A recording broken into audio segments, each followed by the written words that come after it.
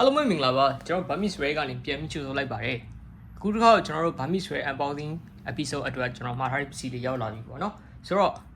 အဲ့ပစ္စည်းလေးကဘာလဲဆိုတော့ကျွန်တော်လည်းအတူတူ unboxing လုပ်လိုက်အောင်ပေါ့နော်ဆိုတော့ကျွန်တော်တို့ unboxing မလုပ်ခင်မှာအရင်ဆုံးကျွန်တော် Burmese Way ဆိုတာဘာလဲပြပြပေးမယ်ပေါ့နော် Burmese Way ဆိုတာကတော့ဘောလုံးနဲ့ပတ်သက်ပြီးတော့အမှတ်တရပစ္စည်းစုဆောင်းခြင်းတဲ့ဒီညီကိုမောင်နှမတွေအတွက်ကစားသမားတွေနီးပြတွေအမှတ်တရလက်မှတ်ရေးထိုးထားတဲ့ဂျာစီတွေဖက်နက်တွေအုတ်ထုပ်တွေစာအုပ်တွေအစရှိတဲ့အမှတ်တရပစ္စည်းတွေကိုရောင်းချပေးနေတဲ့ဝန်ဆောင်မှုတစ်ခုပဲဖြစ်ပါတယ်ကျွန်တော်တို့ Burmese Way မှာဆိုရင်တော့ဖြင့်ကျွန်တော်တို့ in-stock item တွေကိုဝယ်ရရှိနိုင်တယ်လို့ pre-order အနေနဲ့လည်းဝယ်ရရှိနိုင်မှာဖြစ်ပါတယ်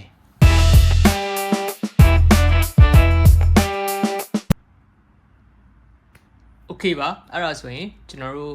ခုတစ်ခေါက် Burmese Way Unboxing episode မှာမှာထားတဲ့ပစ္စည်းလေးကဘာလဲဆိုတာကိုကျွန်တော်တို့တူတူကြည့်လိုက်ရအောင်ဆောင်းလေးကတော့ကျွန်တော်မှာထားတာနည်းနည်းကြာသွားပြီနော်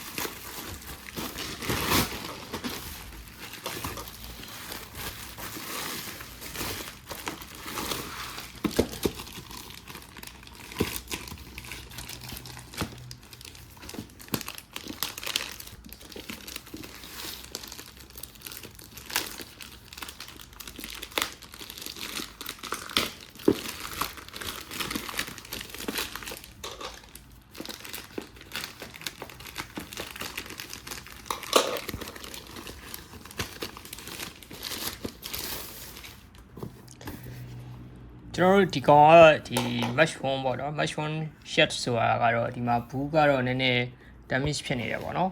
ဘူးကနည်းနည်း damage ဖြစ်နေတယ် match phone shed ဆိုတာ sorry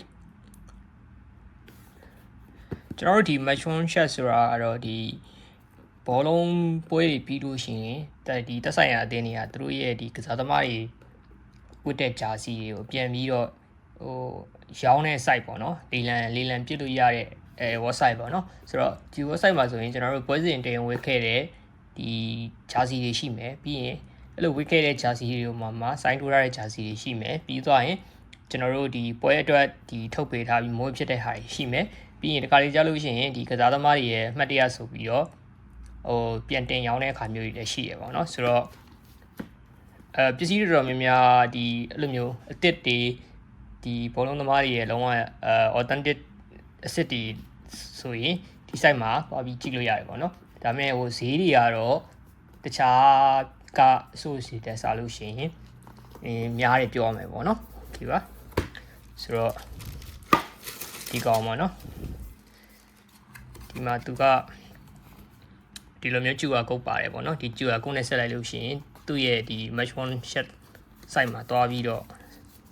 information ကြည့်လို့ရတယ်ပေါ့နော်โอเคပါဆိုတော့ဒီကောင်ကကျွန်တော်တို့ Bosco လက်မှတ်ရေးထိုးထားတဲ့ဂျာစီပေါ့နော်ဆိုတော့ဒီမှာပြီးရင်သူကဒီ match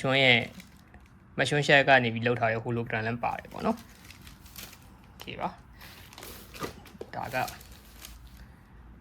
Bosco ပါโอ้